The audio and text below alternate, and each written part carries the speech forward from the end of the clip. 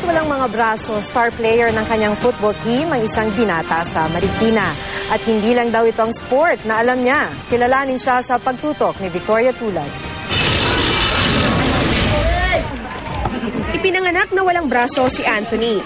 Pero hindi ito naging hadlang sa kanyang pangarap na maging football player. Sa edad na 18, si Anthony ang star player ng kanilang koponan mula sa Marikina. Ang kanilang mga nakalaban, mga estudyante mula sa international schools.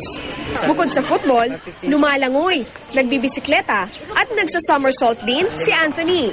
Talagang nakita ko yung determinasyon niya eh. Tsaka yung perseverance. Hindi nawawala sa kanya. Tapos minotivate ko yung guts niya. Una po, mahirap. Siyempre, wala ka po akong balance sa kamay.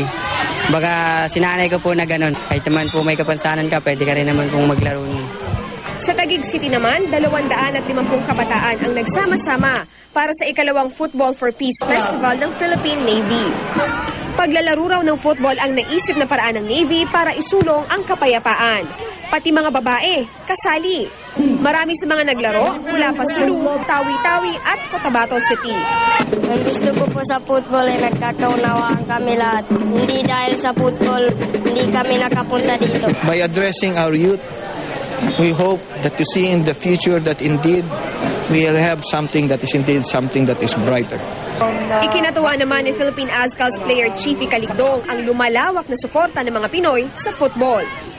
Don't give up. Tiwala sa sarili and do not compare yourself to others. Victoria Tulad, Nakatutok, 24 Oras.